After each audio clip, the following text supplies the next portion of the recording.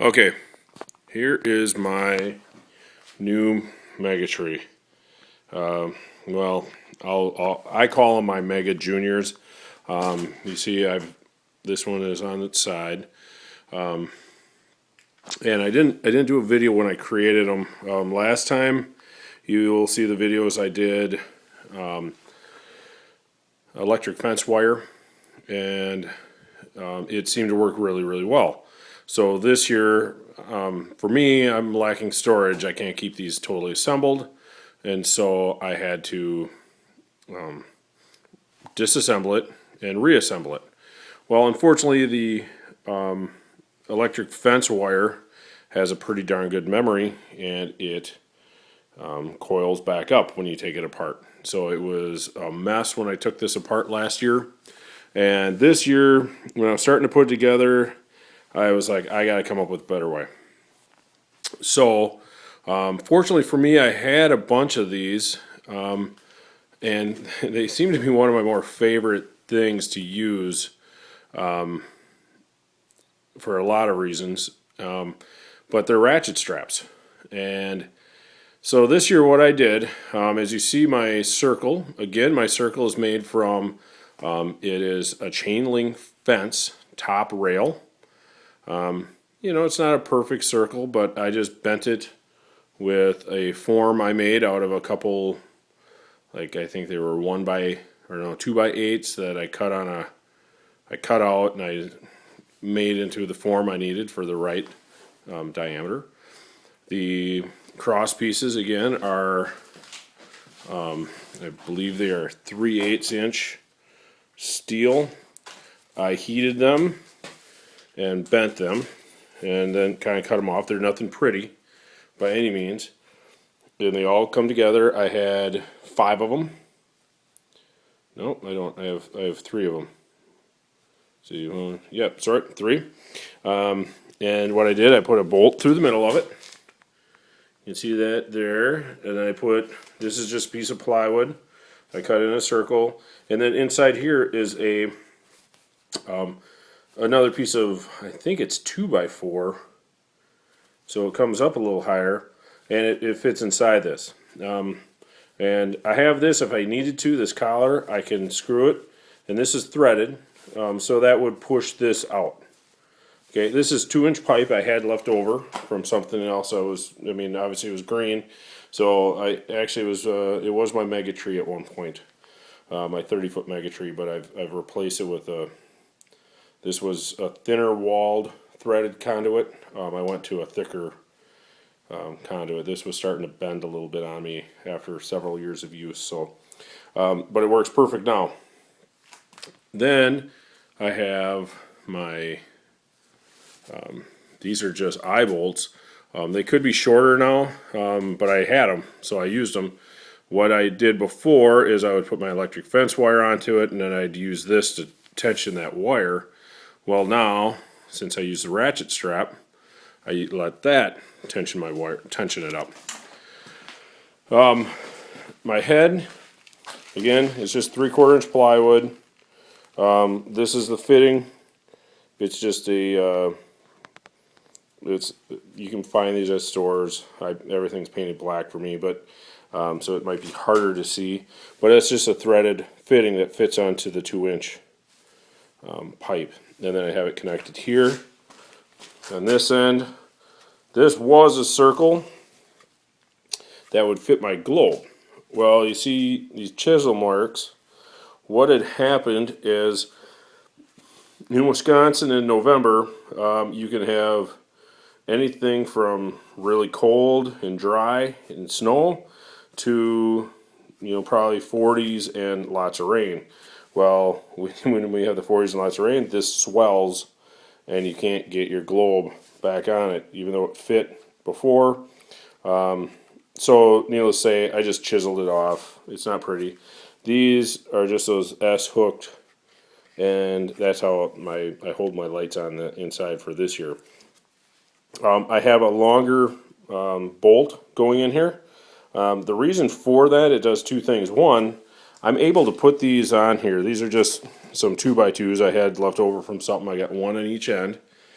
I clamp them to a sawhorse, and it gives me the ability to turn my my tree. So I 100% assemble these in my garage, and as you see, we carry them in here. And for me right now, it is yeah, well, tomorrow's February, and I'm running behind. I'm working a couple jobs, so I don't have a lot of time. So instead of these things sitting outside and getting beaten up or just being an eyesore, I was able to pick them up, carry them inside. So what I've done, I've taken my ratchet straps, I've brought it down there. There's a fair bit of attention on them. I could put even more. They do seem, obviously these will stretch as time goes on. I mean, you see there's a bit of movement now. It's still pretty darn tight. But when I put them on here, these are probably tighter than they are now. This year I had to go out and buy 4 more. I think I spent $14 for 4 of them. So let's see how many I got. I have 9 per tree. And it depends on what you want. You could go with more, you could go with less.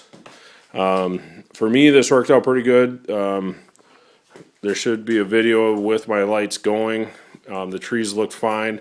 I had what I do for mine is I have it run like a normal mega tree. So I have verticals, and then I think you can kind of see that there's some lights at an angle, and then I have a spiral wrapped over it. So the vertical mega tree pie slices match or help keep the spirals in more of a circle. So since there can be kind of a gap in between these, you don't really notice. I did leave this one on. What I do with them is I start off just with my one end. I go just above the first, so that helps to hold it in place. I take it down to the other end. Now this is loosened up again as the year's gone on. When I put this on, it would have been quite a bit tighter. And then I bring it down, and what I found easier, instead of just going around once, now that's a 10-foot pole. These are, your lights are going to be anywhere from, I think these were 22s or so, total length. And everyone's different. I had some that were 27. I had some that were, usually most of them, I guess, around 20. And so what I did is I brought it down, and I kind of brought it across itself. So I wrapped it all the way around. If anybody knows what a clove hitch is, I almost did that. That would have been a good Boy Scout knot for you. But by putting these together, this ends up being really tight. You can't hardly move it. You can twirl it a little bit, but it doesn't slide. I can't get that to pull that way at all. And then instead of like a clove hitch, you bring it through this, I just zip tie it right there. And then I bring the rest up and I zip tie it up here. You don't notice this little bit on when it's running. So problems I have with this is, like right now I have this clamp that keeps it from moving. In other words, it twirls on its own. So if I don't have something to hold it in place, get this out of the way. And this is the problem as I'm putting it up. See, I'm not touching it. Here's my other hand. I'm working on it right here. As soon as I let it go, it twirls it around. A lot of times I get my dad to come give me a hand, but as he's getting older, it's getting less frequent that I got help. So this gives me the ability to somewhat hold it in place.